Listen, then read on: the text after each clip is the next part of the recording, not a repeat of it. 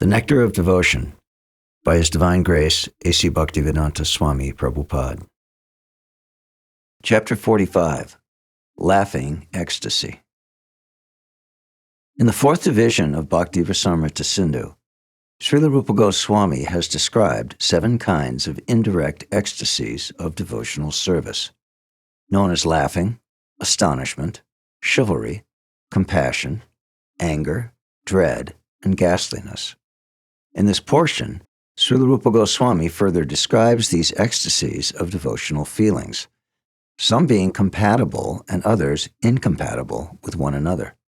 When one kind of ecstatic devotional service overlaps with another in a conflicting way, this state of affairs is called rasabhas, or a perverted presentation of mellows. Expert learned scholars say that laughing is generally found among youngsters or in the combination of old persons and young children. This ecstatic, loving laughing is sometimes also found in persons who are very grave by nature. Once an old mendicant approached the door of Mother Yashoda's house, and Krishna told Yashoda, "My dear mother, I don't wish to go near this skinny villain. If I go there, he might put me within his bagging bag and take me away from you." In this way, the wonderful child, Kṛṣṇa, began to look at his mother, while the mendicant, who was standing in the door, tried to hide his smiling face, although he could not do so. He immediately expressed his smiling.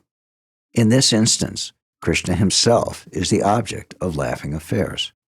Once, one of Krishna's friends informed him, "My dear Krishna, if you will open your mouth, then I shall give you one nice sugar candy mixed with yogurt." Krishna immediately opened his mouth, but instead of giving him sugar candy with yogurt, the friend dropped a flower in his mouth. After tasting this flower, Krishna turned his mouth in a disfigured way, and upon seeing this, all his friends standing there began to laugh very loudly. Once a palmist came to the house of Nanda Maharaj, and Nanda Maharaj asked him, "My dear sage, will you kindly check the hand of my child Krishna? Tell me how many years he will live and whether he will become the master of thousands of cows." Upon hearing this, the palmist began to smile, and Nanda Maharaj asked him, "My dear sir, why are you laughing, and why are you covering your face?" In such a laughing ecstasy of love, Krishna or matters pertaining to Krishna are the cause of the laughter. In such laughing devotional service, there are symptoms of jubilation, laziness, concealed feelings, and similar other seemingly disturbing elements. According to Srila Rupa Goswami's calculation, laughter and ecstatic love can be broken down into 6 divisions. These divisions, according to different degrees of smiling, are called in the Sanskrit language smita, hasita, vihasita, avahasita, apahasita, and atihasita. These 6 classes of smiling can be classified as major and minor.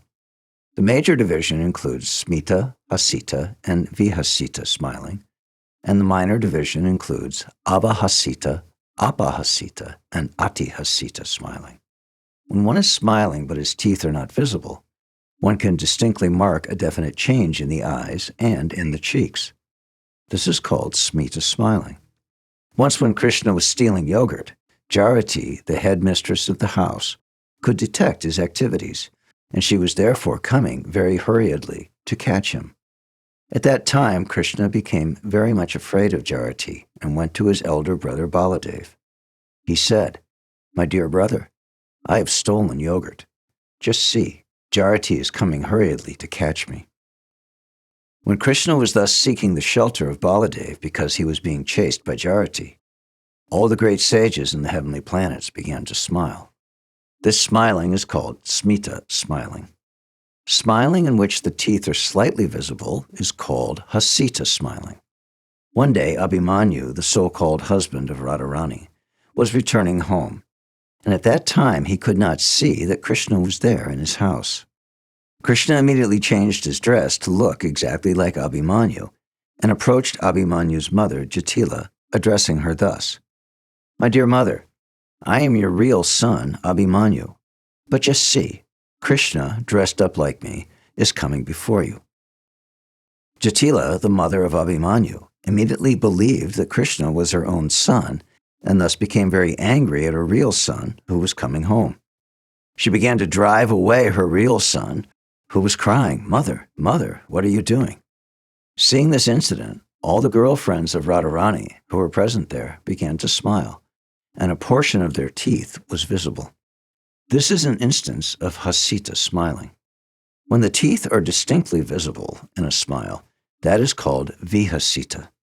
One day when Krishna was engaged in stealing butter and yogurt in the house of Jatila, he assured his friends, "My dear friends, I know that this old lady is now sleeping very profoundly because she is breathing very deeply.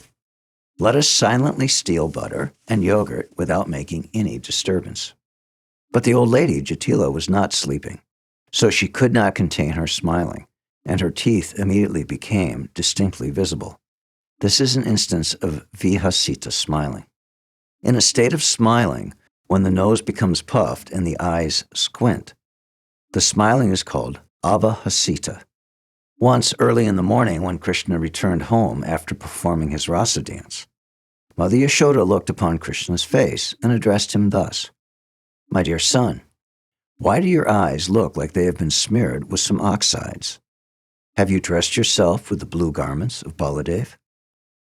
When Mother Yashoda was addressing Krishna in that way, a girlfriend who was nearby began to smile with a puffed nose and squinting eyes. This is an instance of avahasita smiling. The gopi knew that Krishna had been enjoying the rasa dance and that Mother Yashoda could not detect her son's activities or understand how he had become covered with the gopi's makeup. Her smiling was in the avahasita feature. When tears from the eyes are added to the smiling and the shoulders are shaking, the smile is called apahasita. When child Krishna was dancing in response to the singing of the old maidservant Jarati, Narada was astonished. The Supreme Personality of Godhead, who controls all the movements of great demigods like Brahma and others, was now dancing to the indications of an old maidservant. Seeing this fun, Narada also began to dance, and his shoulders trembled, and his eyes moved. Due to his smiling, his teeth also became visible, and on account of the glaring effulgence from his teeth, the clouds in the skies turned silver. When a smiling person claps his hands and leaps in the air, the smiling expression changes into atihasita, or overwhelming laughter. An example of atihasita was manifested in the following incident. Krishna once addressed Jarati thus, "My dear good woman, the skin of your face is now slackened, and so your face exactly resembles a monkey's. As such, the king of the monkeys, Balimukha, has selected you as his worthy wife." While Krishna was teasing Jarati in this way, she replied that she was certainly aware of the fact that the king of the monkeys was trying to marry her, but she had already taken shelter of Krishna, the killer of many powerful demons, and therefore she had already decided to marry Krishna instead of the king of the monkeys. On hearing this sarcastic reply by the talkative Jarati, all the cowherd girls present there began to laugh very loudly and clap their hands. This laughter, accompanied by the clapping of hands, is called atihasita. Sometimes there are indirect sarcastic remarks which also create atihasita circumstances. An example of one such remark was made by one of the cowherd girls to Kutila, the daughter of Jatila and sister of Abhimanyu, the so-called husband of Radharani. Indirectly, Kutila was insulted by the following statement, "My dear Kutila, daughter of Jatila, your breasts are as long as string beans, simply dry and long. Your nose is so gorgeous that it is defying the beauty of the noses of frogs. And your eyes are more beautiful than the eyes of dogs. Your lips are defying the flaming cinders of fire, and your abdomen is as beautiful as a big drum. Therefore, my dear beautiful Kutila, you are the most beautiful of all the cowherd girls of Vrindavan, and because of your extraordinary beauty, I think you must be beyond the attraction of the sweet blowing of Krishna's flute."